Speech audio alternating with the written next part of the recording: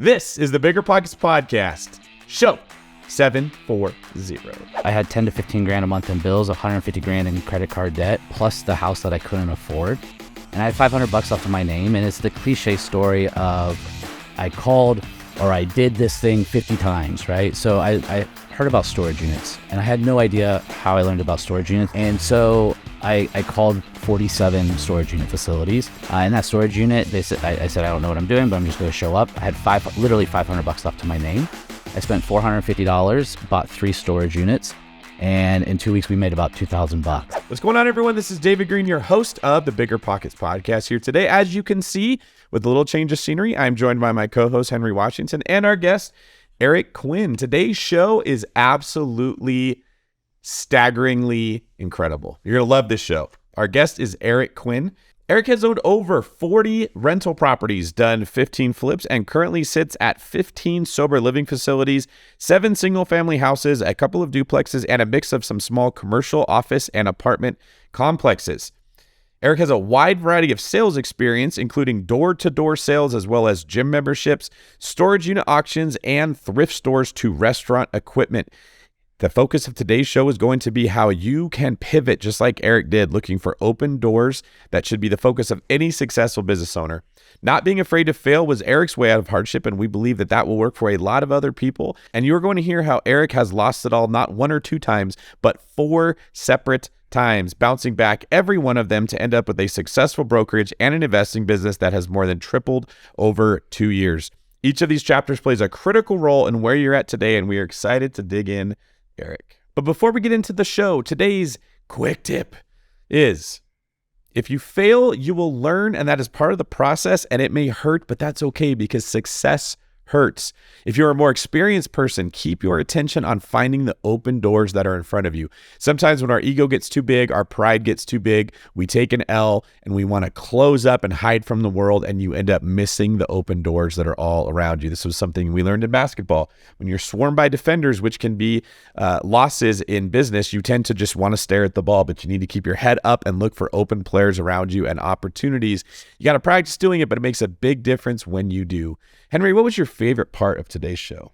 Yeah, I think one of the best parts about the show is how Eric talks about how he never let a situation, no matter how terrible it was, stop him from continuing to think the right way. So when he falls on his face, he talks about, hey, I'm going to take this next round of money, this next endeavor, and I'm going to put everything I have into it. And it takes a lot of tenacity to be able to fall on your face and then still think about, how can I invest in something that's going to return, that's going to have a return for my family. A lot of people fall on their face and then that's the end of their journey, or they don't start looking for those open opportunities. But he did the exact opposite. And in fact, had several conversations with his wife throughout the course of his investing career about, hey, remember how we're just starting to get back on our feet? Great. I need to take the majority of that money and go invest it into something else. And it takes guts to do that and strong support from your spouse. And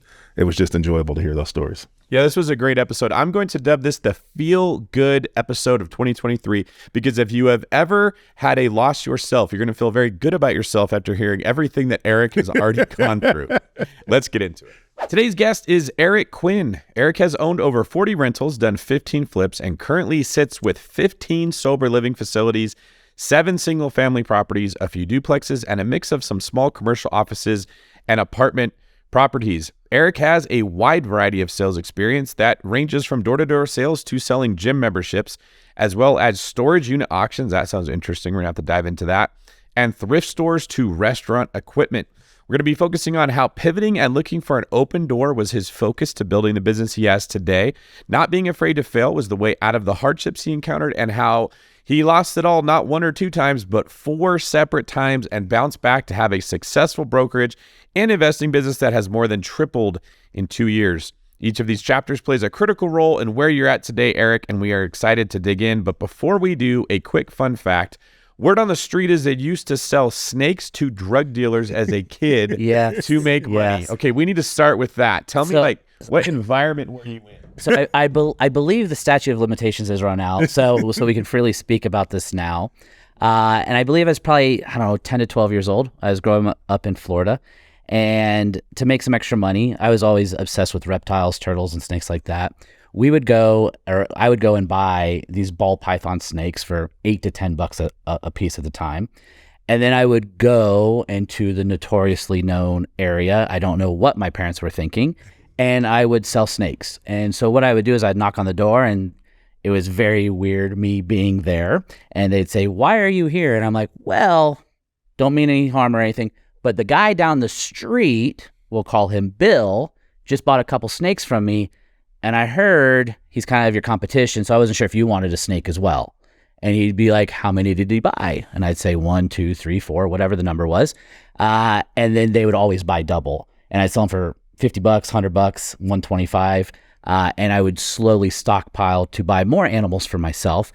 Because as a kid, my mom made the great mistake of saying, you can have as many turtles and snakes as you want, as long as it doesn't smell. So I sold snakes to feed my own hobby and addiction, if you will. So, yeah. So I got to ask, these drug dealers, this was the 80s, right? Early 90s. Okay, early 90s. Yeah. Were snakes and reptiles the pit bulls of the 90s? Like, what was the... They were. Yeah. So these snakes, they weren't... I shouldn't say they were baby ball pythons. They were anywhere from 4 to 6 feet. They had some size to them. And so, yeah, they'd wear them around their neck. They would display them in their cages and tanks, and this was a sign of wealth and affluence. Yes. This was not for protection. No, it's a snake. That's where my mind went first. Yeah. No. Like, is this an intimidation thing? Yeah, guard snakes were not a thing then. Okay, so you can't afford a big gold chain, or you're smart enough to recognize that's probably not a smart advertisement if you're in the in that profession, illegal pharmaceutical distribution business. Yeah. So instead, you put a snake around your neck. That's right. Yeah, exactly. As a calling card. Yep. And that was your introduction into sales. Yes. Yeah, and then we moved to selling turtles on the side of the road and stuff like that as well. Yeah. Yeah. Shout out to Ryan Murdoch, Brandon Turner's, I don't know what you call him at this point, but like at one point his assistant, he loves animals too. Yeah. And I won't go here today, but I've always been fascinated with the people that are fascinated with reptiles and snakes. Because I never had that thing. It was never a thing where I saw them and thought that's really cool. I had like a dinosaur phase when I was 7, but it never evolved into what you guys do. So I understand you had a very bumpy introduction to real estate. It was probably a little bit different than the illegal underground exotic reptile industry. Tell me about your first attempt buying a home. When was this and what happened? Yeah, so my first personal house was 2006. My interest rate was like 8.75, and it was the time where they're like, "Oh, you have a pulse? Here's a mortgage." Yeah. How much money do you make? Whatever you. Yeah. So we bought the house in 2006, and I bought the house in 2006, and 2008 is when things hit the fan. I don't know. Do you want me to go into that right now too? Well, we understand like in 2008, the mortgage industry corrected and a lot of properties went into foreclosure, but did you just pay too much for a house with a mortgage that you couldn't afford, or was there more to it? Yeah. So there's a lot more to it. I lost my job. And so we spiraled adjustable rate ARMs, adjustable rate mortgages and ARMs. When we bought the house, it was 8.75. It got to a point where it was like 24.75. Oh, wow. Yeah. We went into foreclosure 4 times, but saved it every time. Loan modifications, double loan modifications, that paperwork glitches. And I can dive into that. It's honestly what saved our house. But it was super terrifying. I lost my job in 2008, and I met my wife 2 weeks later. And I looked at her and I said, "Hey, I'm going to lose everything. Like, this is not good. I don't have any savings. My bills are 10 to 15 grand a month. I have no 401k. I have nothing. I'm going to lose everything. And so you should leave."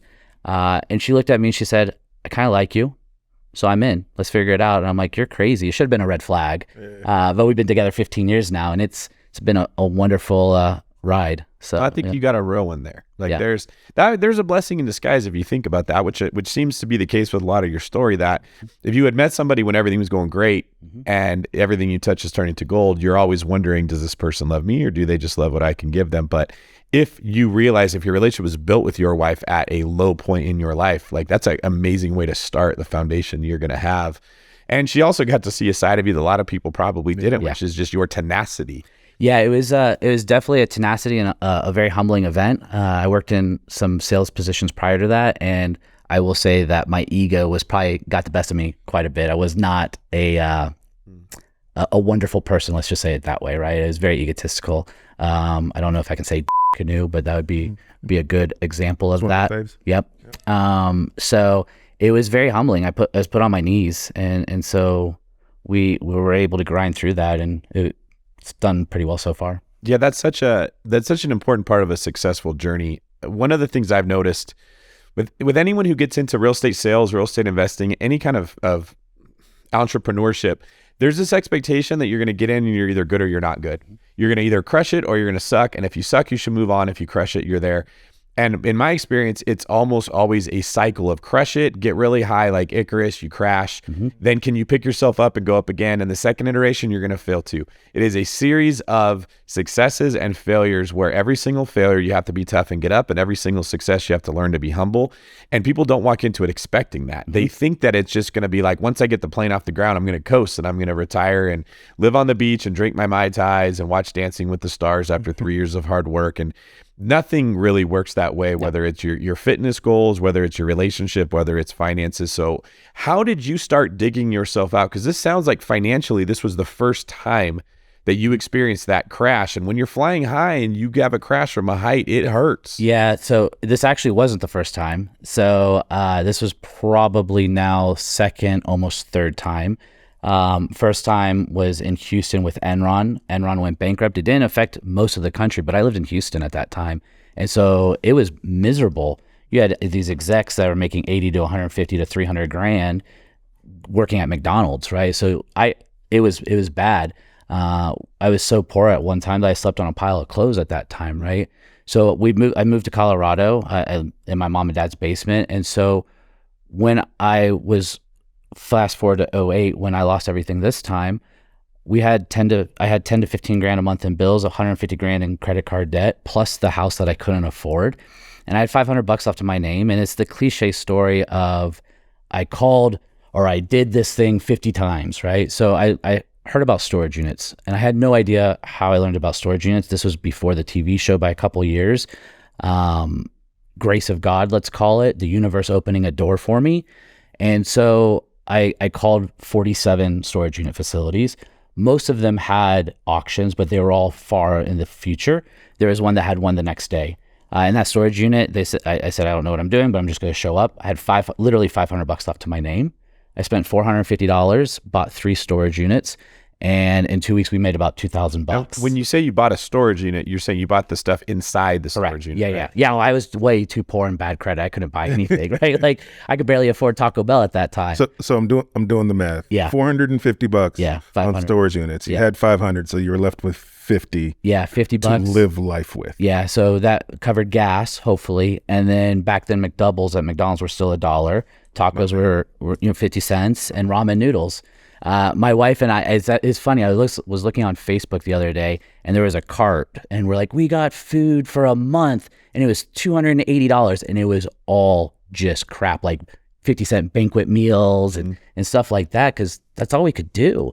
The funny thing is one of the storage units that I bought out of the 3 was filled with prison letters, adult toys, if you will, and broken furniture and heroin needles, unfortunately. And one of the greatest things about this is my wife and I would sort these things together, and then she'd go down the rabbit hole of reading prison letters. And she just, it was, she's like, we have so much to be thankful I was going for. to say, that's some perspective right there, right? Yeah. That's I don't, those, I call them, God winks. Yes. That little, like you were doing exactly what you were supposed to be doing in that moment when you find something like that reminds you that, like, even though things may seem not great, things could be a lot worse, right? That perspective, I'm sure, was grounding. Yeah. So you're sleeping on a bed of clothes. So at this time I got a bed. So I was 18, 19 when I had clothes. Did you get it out of a storage unit? That was later. But we made about $2,000. Short story of that for those first 3, I made $2,000 in 2 weeks. Yeah. And so I said, I'm in. And we bought about 1,000 storage unit contents over probably 10 years. Was this at the time that show was really popular that was going around? No, so it was before. So that happened about 2 years afterwards. I actually opened a thrift store, and then the show came out. I'm like, come on. Are you kidding me? Here comes the comp. And that was exactly it. So these auctions went from 3 to 10 people there. The very next day, there was 400 to 500 people. Good Lord. So a unit that would go for $5 sold for $600. The nice thing is that for me, we saw the thrift store and we saw the potential. I set the thrift store up for $500 because I bought everything used.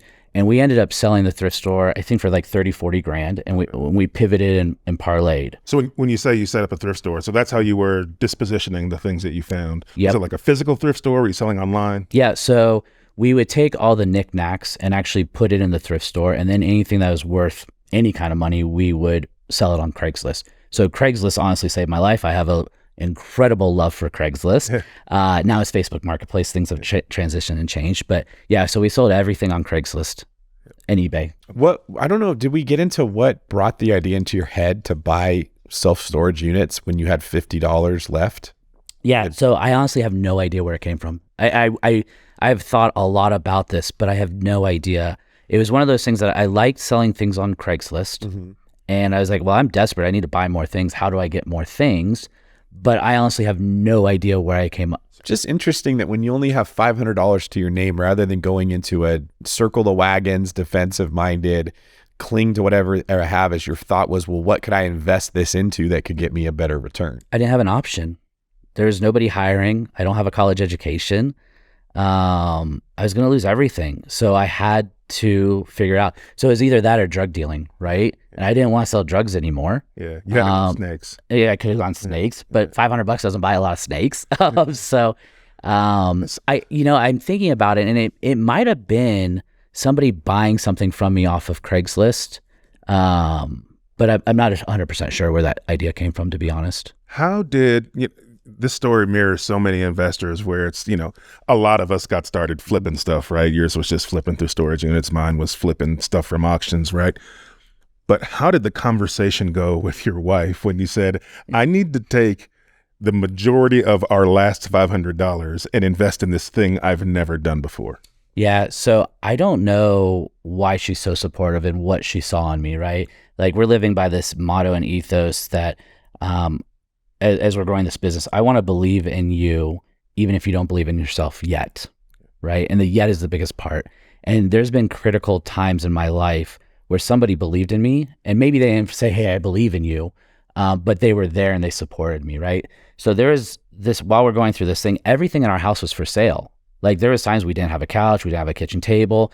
We'll go back to the bed thing, right? So when I was 18 to 20, I couldn't afford a bed, so I slept on a pile of clothes. And when I met my girlfriend, now wife, I said, hey, this is what my past is. I promise you, no matter how bad this gets, I will never not have you sleep in a bed, right?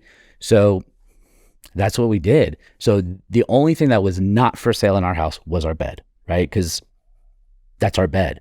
But everything else was for sale, right? There's times where my son would come into town and he thought we were rich because he was young, and he had a new bedroom set every time, because the moment I dropped him off at the airport, I'd immediately list his bed on Craigslist. So yeah, everything was for sale. We had a new couch every other week.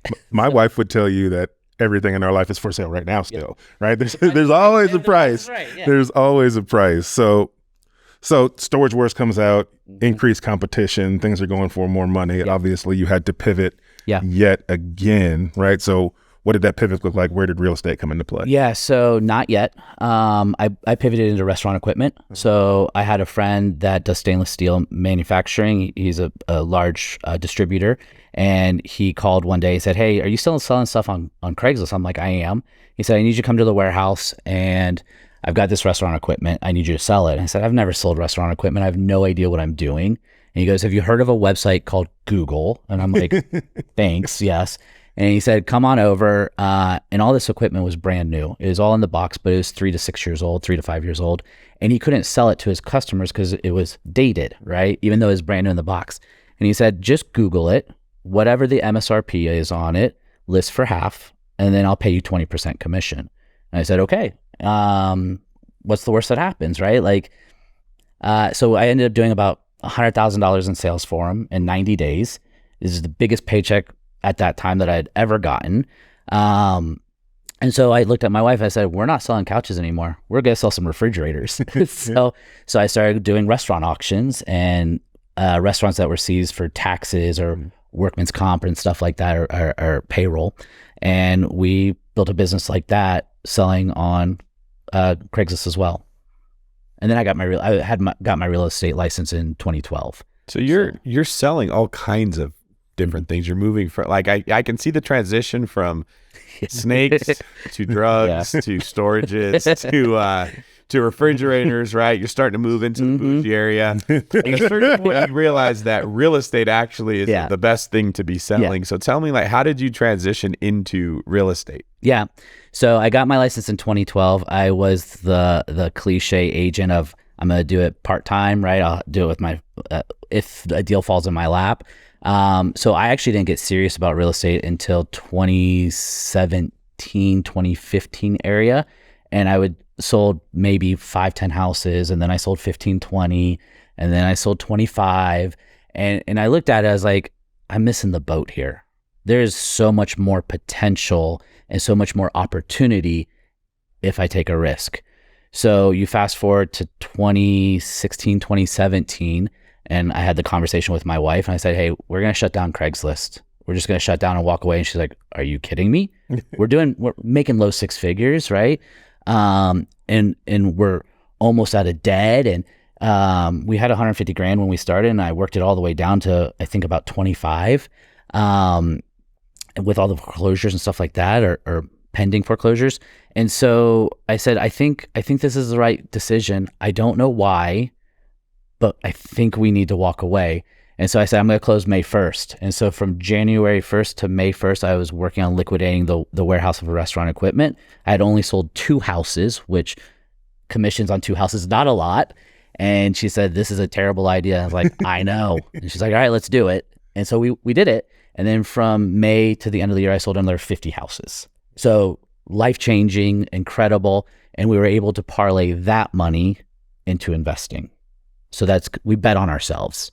So, but I mean, did you get into real estate because you just wanted to sell more expensive things, so you got your license? No, I'd always been obsessed with real estate, right? Like I watched Armando Montalonga in the early 2000s, right? Even before that. So I had this vision of a one-stop shop, right? Where one level would be real estate, one level would be investing, one level would be mortgages, one level would be contractors. And this grandiose dream, if you will, it's a curse and a blessing. I can only think big. So since I was a kid, I always saw myself in real estate. I just didn't know how it transitioned or parlayed. So did you get your license and then see the money being made by investors and decide to make that pivot, or were you always on the thought process that, like, I'm going to be an investor? A little bit of both. So I got my license, and I was still obsessed with Craigslist because I didn't have any money. We were still super in debt. And so I just kind of chipped away at everything. And then finally I took the gamble. And I'd been listening to BiggerPockets for years, like the first 500 episodes, 350 episodes. And I said, I'm just going to do it. So the way I bought my first house was the house that had gone into foreclosure 4 times. We decided to sell. And I had always said, we're not going to sell this house. It's always going to be a rental. We'll try to figure it out. But the market had appreciated so well. So I bought the house for $255. When I went to sell it 10 years later, I owed $265 because of foreclosure fees, attorney fees. So paid on it for 10 years. I still owed more money than I bought it for. But we sold it for $435, right? So it was a great windfall. We made $180,000 when we walked away, tax-free because it was owner-occupied. And I put $100,000 down on our new house, paid off all of our debt, so we were 100% debt-free, and left me with $80,000. And that's when we bought our first real estate first investment. So what did you do once you got into real estate? Did you carefully, strategically, and with a calculated measure move forward? Or did you Eric Quinn your way, rhinoceros right into this? Yeah. So we've come up with a new saying. It's called Quinning. So we just went all in. We did. I spent way more money than I had again, right? I put it on credit cards and on marketing and Zillow buyer leads. Back then, Zillow was still good. And my income has doubled and tripled every year for like 5-6 years now. Last year I took the year off, so it was a little lighter last year, but I just went all in again. And I said, what's the worst that happens here? And don't get me wrong, it was not all cupcakes and rainbows, right? Like I got kicked in the shin repeatedly, and definitely full of self-doubt and like, what am I doing here? But for some reason I was dumb enough to keep going forward. Well, I see that you bought 15 renos in 1 month. Is that the case? Yeah, yeah. So half of those I put on credit cards. I charged myself and put them on credit cards, so I had the cash to buy them. So that is one of a great learning experience, right? So I bought a bunch of houses in Ohio because the sheriff auction sale has a very quick right of redemption. For reference, where were you located? Colorado. So I lived in Denver. And I bought, my first transaction was a warehouse in Ohio. So I was already going to Ohio. I met a local real estate agent and we're like, hey, let's partner. And so we did. So we bought 15 houses in 1 month. I think all 15 houses cost, you're going to laugh when I say it, I think less than $100,000 total. And I was like, this is a grand slam. Like, what could go wrong? And yeah, I can relate to that, Eric. I just bought 18 houses over a 2-month period. And it's funny because when you're looking at the numbers work, right? Mm-hmm. And we tend to factor the numbers. What you don't factor is the time and the red tape and the reliance on other people, whether that be a contractor, an employee, a bookkeeper, a property manager. And when you do like a property and little things go wrong, it's happening at a pace that you can handle it.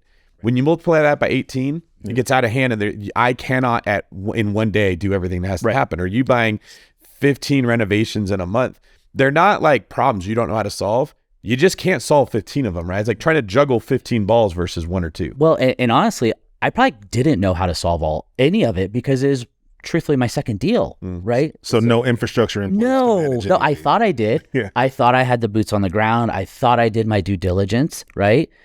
But I did not do it well enough, right? And so there's a lot of learning, and we were robbing Peter to pay Paul. And hey, contractor, fix this house. Oh wait, we need you on this house, and so it took forever and ate all of the profits and all of the stuff. And my partner, you know, we both mismanaged, right? I don't think any malicious intent, but at the end of that partnership, I actually paid him a substantial amount of money to get out of the deals, because that was just the right thing to do. And so for me, I would rather leave money on the table because I play long term. I'd rather lose some money today and be safe long term than So can you in any way quantify like what was the small gain and or loss from that situation, and like what's the most valuable lesson you learned from that? Yeah, so we lost probably $200,000 in a year, right? And I will say that the $200,000 that we lost was potential profit, so not physical dollars, right? So I want to make that very clear. However, when we dissolved the partnership, I had to give him about $80,000 worth of properties that I owned outright. And there was zero reason for me to play nice. I should have done something differently. However, for me, it was done.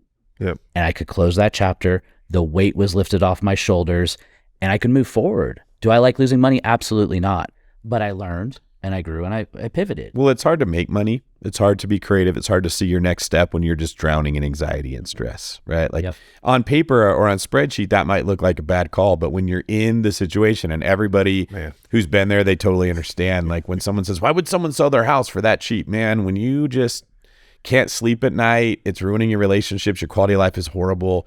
It's worth it to get out of that scenario. You know, I actually had a gross analogy when you were talking that I was thinking about. Like buying 15 houses at one time is like just like eating 15 donuts at one time. It sounded like it's delicious for a little while. Right. Great idea. And then especially if they're Krispy Kremes. you get that immediate regret, like I can't digest this and I am miserable. And there comes a point where the pain of throwing up is better than the pain of sitting with those 15 donuts, right? And like normally no one would ever say, yeah, just go throw up. Like you're going to feel like crap when you do it. But that makes sense when you're in that moment, right? And then you start over and you hopefully don't eat 15 donuts. Do you have like a Rolodex of like different metaphors and comparisons? Like a magician. And then you just yank one. That was phenomenal. My own brain works, man. That was phenomenal.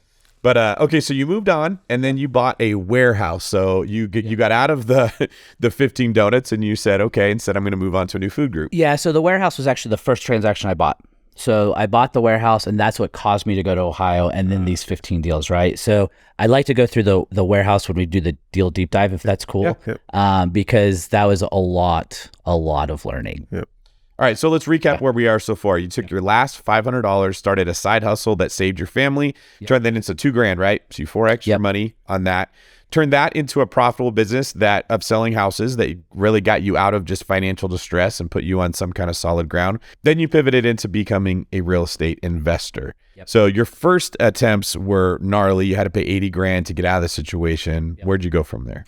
Yeah, so we actually parlayed into some fix and flips. And I was very fortunate enough that of a buddy that had a HELOC on his properties. And so he just would give me money to go buy these houses in cash. And then from there, we transitioned into sober living homes. Okay. Yep.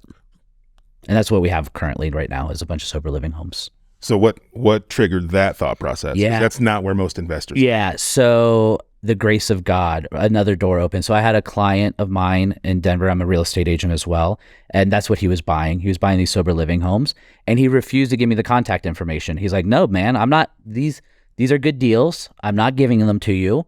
When I'm done buying, I will make an introduction. And I said, that's some crap, right? And so 2 years later, he actually gave me the information. And so we made our first buy about a year after that. Well, now, information for who or what? Yeah, so these sober living homes, I don't run them. I'm the landlord. So we partner with local nonprofits, and then the nonprofits actually run the sober living homes. Okay, so he had a contact with a nonprofit Correct. that is paid government funds to manage these sober living homes, and he was basically subleasing them to those people.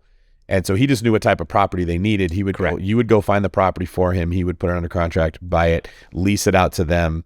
All right. And he didn't want to give you the connection to the people that were leasing. That was the keys to his cash flow. Yeah, 100%. Yeah. Totally get it. Why did he get out of it, by the way? He retired, and he's got, I believe he's got 12 of them, and it provides a good life. He worked for a fast food corporation and was with them for a while. Also ran out of cash to keep buying, and then said, I've got enough. I'm just going to retire and stare at the mountain sunsets every day. And you took the keys. I took the keys. Yeah. Okay, so when you're buying these sober living facilities, where should we start? Like, should we start with what are you looking for in a property that will make these profit? Yep. So we are looking for 3, 4, or 5 bedrooms, right? Larger square footprints, because we'll convert dining rooms into a bedroom. We'll convert extra space, living room, family room. Very, very similar. We're looking to be on bus lines, walkable distances to jobs and stuff like that. The big thing is I've been sober for 22 years as well. So, and my little sister is an addict. And so these sober living homes, it's not just about the cash flow for us. It's about actually making a difference and helping people get their life back together, right? So it just happens to do very well financially as well. So that's kind of what our buy boxes are. Sometimes we'll add pergolas. We have some nice homes that have swimming pools, and it's actually like the community meeting area for some of these houses. We actually own in 5 or 6 states total. So I buy out of state on all of my properties now for them. And that's kind of what we're looking for to make sure it's advantageous for everybody involved. Now, do you worry about buying too much and there's not enough demand for them? So yes and no. What's slowing me down right now is my buy boxes, right? I'm getting very strict on what I'm buying because I'm looking to say no with everything going on. Unfortunately, when the economy is good, drug addiction is good. When the economy is bad, drug addiction is good. Mm-hmm. So I don't foresee that changing, unfortunately, and it's an epidemic, and we're trying to make a difference, but we're pretty safe. So going into 2023, what's your thoughts on the type of buy box you're looking for, your concerns, or are you excited? Yeah, so I'm actually super excited. So we're still buying. We have 2 under contract right now, hopefully 3 by the end of this week.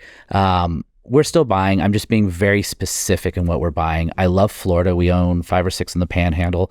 However, the last one we were underwriting got completely blown up because of property taxes and losing homestead exemptions and reassessments and the homeowner's insurance, right? I was underwriting these property at $2,500 a year.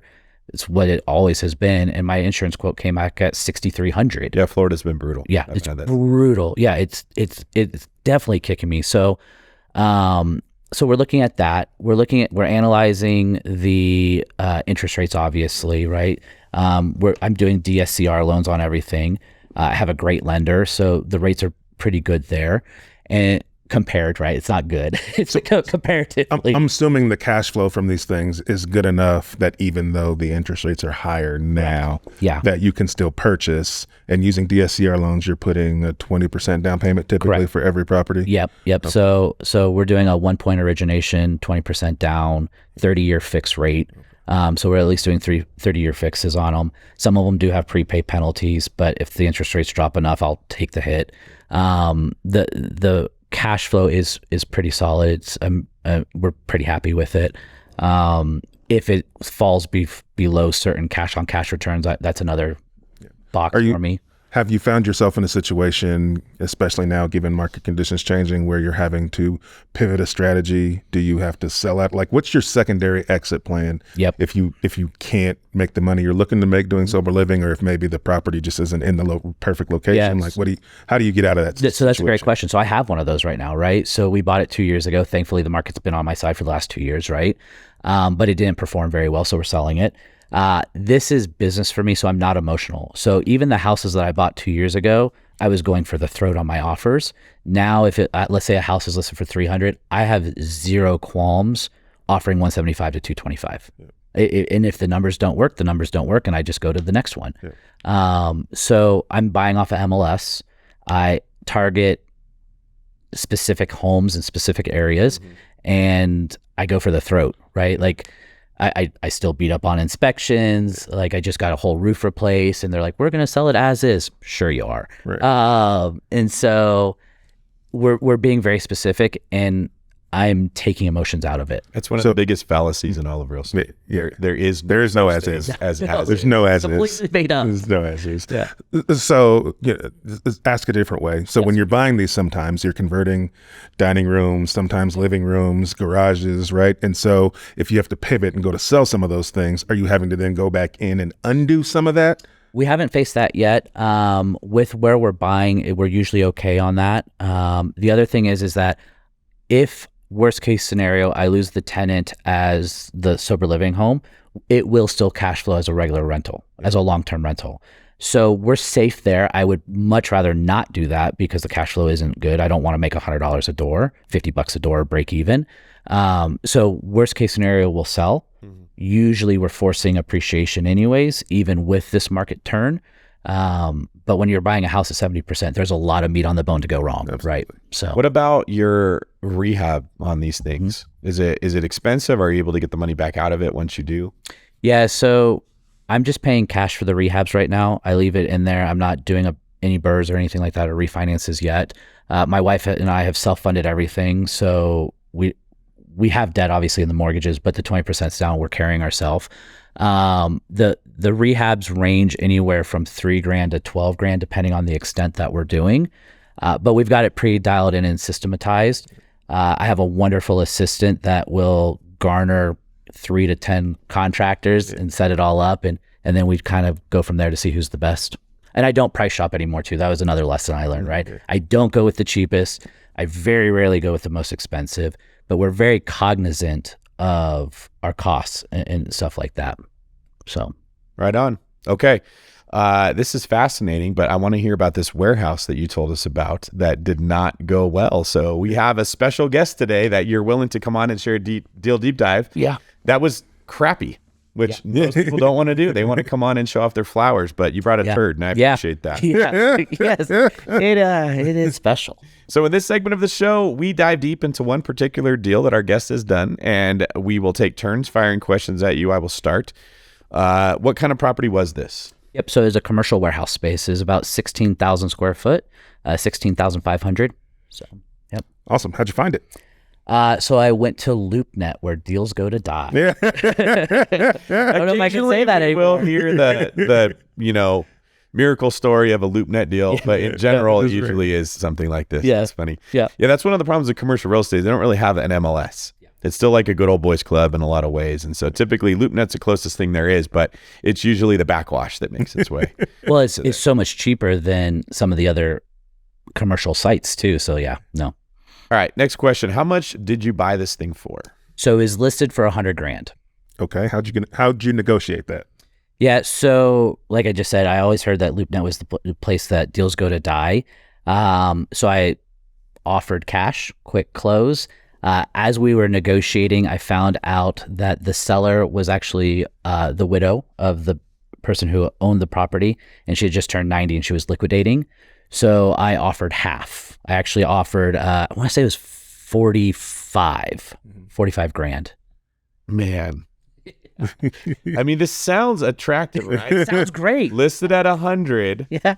Got in for less than half. I'm already thinking of Rosie Perez and White Man Can't Jump. Yeah. Sometimes when you lose, you really win. Sometimes when you win, Billy. All right. So how did you end up funding this deal? Yep. So when we sold that first house in 2017, that $180,000 I was talking about, we had 80 grand left. I took half of our money and paid cash for this. When you don't know what to do, just do half. Just do half. It's fine. Do you have a tone of voice when you go to your wife with these questions? My wife always knows when I'm about to ask her something outlandish. I'm always like, hey, you know that, right?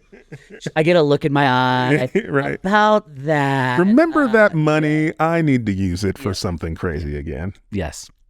Awesome. So you funded it with cash. So what'd you do with it? Yeah. So we actually had planned all these things, right? It's a 16,000 square foot building. It's going to be great. We're in it for nothing. We'll rent it to a big commercial renter. If that doesn't work, we'll subdivide it. If that doesn't work, we'll do this. So we ended up leaving it empty. Plan Z. Yeah. Yeah. Why did you end up leaving it empty? We couldn't rent it. I swear this sounds simple, okay? But many of us have made the mistake because when you make decisions based off of a spreadsheet, the spreadsheet tells you what will happen if your projections are accurate, but it cannot tell you if there actually is demand for this unit. Right? Or things that could go wrong, which is why spreadsheets, like we say buy real estate by the numbers, and that's true, but it's not only by the numbers. Right. The numbers can lie to you sometimes. So that's funny is I crushed it on the deal. It was good walking in. I got it for 45% of what it was listed for. Can't lose. Can't lose. It's a winning deal. Yeah. There's only one thing that makes real estate not work, and that's when you don't have a tenant. Because there's only one way that it makes money. Yeah. That's absolutely right. Well, and we'll go into some lessons learned on. Yeah, that's the next question. What did you learn from this? Yeah, so I learned that you shouldn't use a residential inspector on a commercial building. Okay, that's interesting. He said, "Oh man, this is a great building. Super. This is the easiest inspection I've ever done. It's perfect. It's fine." And I'm like, "Great. This is my first deal. This makes sense." Within a month, the roof completely failed, and I don't know if anybody's priced out a 16,000 square foot building roof. Yeah, I didn't have that kind of money. I mean, that's probably more than you paid. Yeah, it was $75,000. Yeah, and I didn't have that because you just spent it on buying it. Right. So I found a guy to do roof coatings and roof repairs, and that was 30 grand, and he used regular paint instead of roof coating. And it was just this a residential person? No, it was supposedly a commercial roofer. That'd be easy to make that mistake twice. You know, residential real estate, you go to your residential hookups. Yeah. So I didn't know what I didn't know. Right. So it's one of those things that as I'm learning and growing, and hindsight's always 20/20, right? One of my new goals now is to be the dumbest person in the room, or to be in the room where I can share and help and just give. Right. But I don't necessarily want to be the smartest person in the room. And I wish I would have embraced that on this first deal, because I could have asked for help. I could have presented it to somebody else. I could have said, hey, what am I missing? Yeah. And so it was really bad. So the real outcome though, so we bought it for 45, 47 grand. I'm in it for 75, 80, $90,000 at this point. I listed on the market. It sat for 18 months because guess what? The warehouse is 16,000 square feet. The lot is 16,500 square feet. Park. So there's no parking. Yeah. There was a parking lot next to the building that I thought was included, but it belonged to the church across the street. Yeah. And so I didn't do my due diligence. I thought the plot lines were right. So it was miserable. It was listed for, I want to say 18 months. And finally I said, I'm done. I fired the agent and I listed it on Facebook Marketplace. Yeah. I actually got a bidding war. I listed for 50 grand because I'm like, I'm just going to lick my wounds and move on. I got a bidding war. So we sold for 63,000 and I only lost 30 to 40 grand. Only lost. I thought that was a win. I'm sure it felt great. It was a win to me because yeah. So and you only had to throw up twice to get it all out. So you only lost the cost of your been there all night. Right. Yeah. Yeah. You know what I was thinking when you were telling that story, because this is so common, especially when you feel like it's no risk, you're getting it at such a good price. How could it go wrong, right? What I see a lot of people do when they're in your situation is they will reach out to Henry or me. Hey, can you look at this deal? And the odds of us actually being able to analyze an asset class that we don't buy in an area that we don't know and dive into that when we're running other businesses is incredibly low, right? You're way better off to be in a smaller group of people, a mastermind, a group, even a meetup club, anything that you can ask somebody who goes, I don't know, but John buys warehouses. And John takes one look at it and in 2 seconds says there's nowhere to park, right? Or there's no one who's going to rent this out in this area, or the zoning is different. Like the person who knows the asset class doesn't need to put an 8-hour investment like Henry or I would have to do, right? And the people that don't want to either invest the time or the money or the energy, or like you said, just giving back into groups, that's where these mistakes come from, right? And like you said, you don't want to be the smartest person in the room. That's very valuable because that same question could be for me like 3 days of research to try to get back to you, or for somebody else 5 seconds. Right. Like you now looking at some of this stuff would be like, absolutely not, because you've learned what you didn't know. Well, and I'll say that's probably one of the greatest successes and pivots in my life as well, is getting involved with these mastermind groups, right? There's meetup.com right now. There's all sorts of places that you can do. Obviously do due diligence, because there are some fake gurus out there, if you will, right? But I don't know if you remember this, but when you and Brandon were asking to meet Vanilla Ice and that's how we met, right? And then I did a mastermind group with you, and that was fantastic for a year. And then I took a break. Oh, I remember I was trying to convince you to stop taking listings at 1%. Yes. And that has changed my life, by the way. We could talk about that separately. Right? So just for the record, my new average commission is 3.75 for my side. Yeah. So that's a big jump. It's a huge jump. Did you get a piece of that? No, he should though. Get it in the emotional. Yes.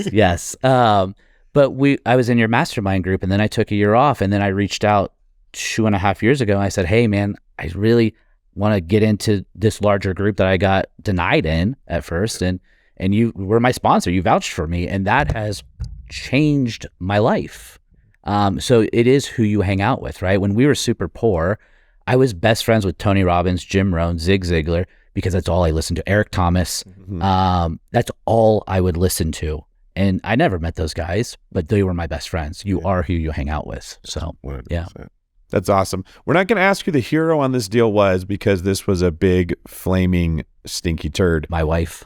My wife. That's seems like the hero in everything. Yeah. Let's just be honest. It's all her. All right. Well, that's fantastic. So from turds to helpful words, we're going to move on to the last segment of our show. This is the world famous Four. In this segment of the show, we ask every guest the same 4 questions every episode. Question number 1. What is your favorite real estate related book? Yep. So I'm going to go a little bit different. I would say that I have 2, The Gap and the Gain and Who Not How. Benjamin Hardy books. Yeah. Dan Sullivan. I've been kind of obsessed with them lately to kind of systematize and streamline. So those 2 have been really, really good for me. Awesome. So obviously the next question is business books. So do you have another recommendation, or is it these 2? Yeah. So Atlas Shrugged, if you have not read that, I never identified as a reader, but I've made it my mission. Last year I read 10,000 pages, and this year I'm going to probably try to do 15,000. It scared me. It's 1,100 pages, 1,200 pages book. It's terribly intimidating, but it is incredible. I'm only halfway through, but it is one of the best books I've ever read. The other one would be The Greatest Showman movie on Disney+. If you haven't watched that, it will also change your life. Watch it with captions.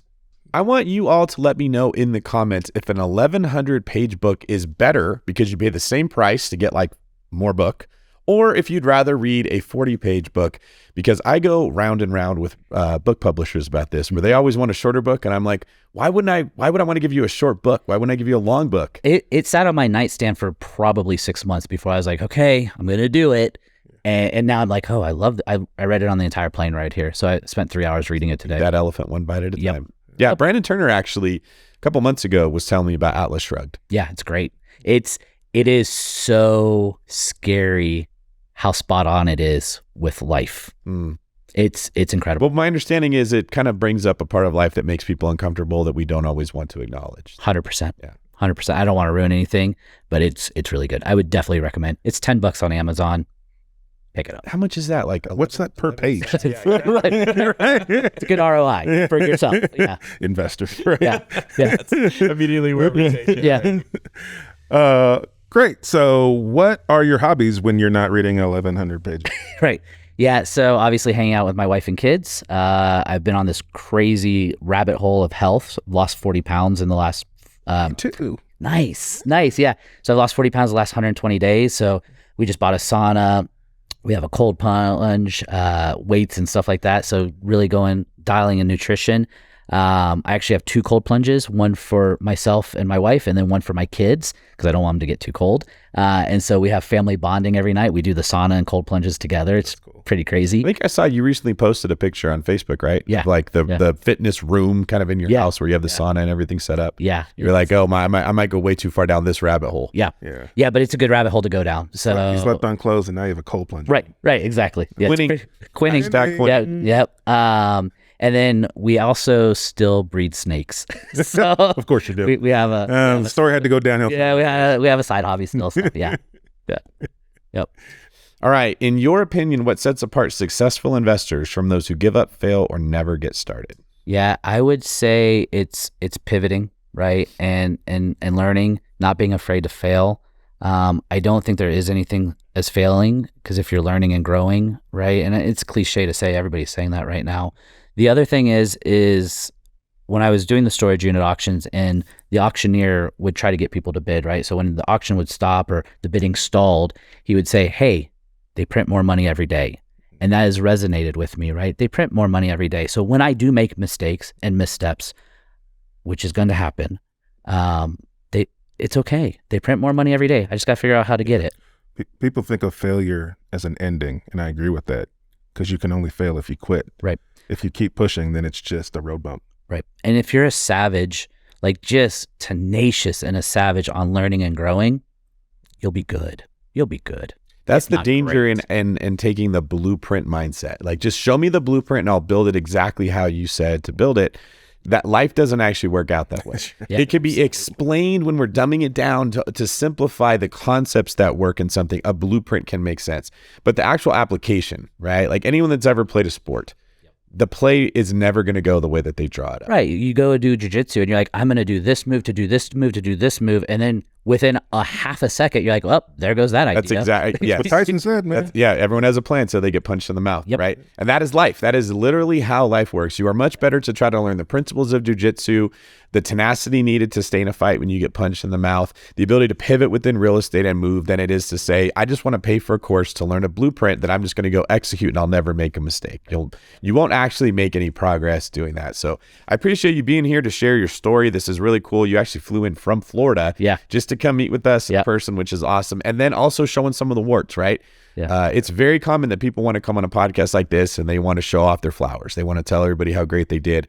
And then that becomes discouraging for all the people listening who make mistakes and go, well, I must be doing it wrong, because these guys have these great stories. Everybody's got warts. Everybody's making mistakes.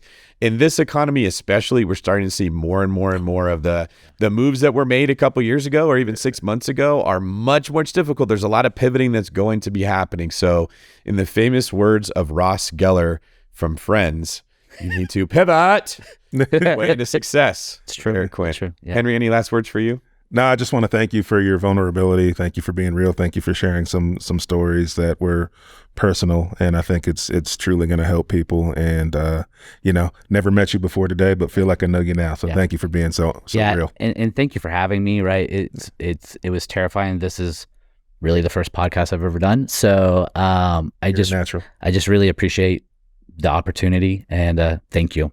Eric, people are going to be fascinated by your story. They're going to want to find you. Where can they go to find out more about you? So I just set up Instagram. Congratulations. So Eric Quinn 929 on Instagram. Facebook is really great there too.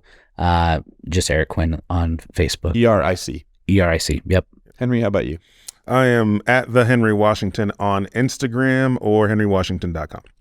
There you go. And I am David Green 24 on every social media and davidgreen24.com for the website. So we'd love to hear from you guys. Thank you for listening. Let us know what you think about our setup here. Tell us in the YouTube comments, do you like this? Do you like the Zoom format more? What was your favorite part of today's show? And let Eric know that you appreciate him. This is David Green for Eric Quinn and Henry, the Prince of Pivot Washington, signing off.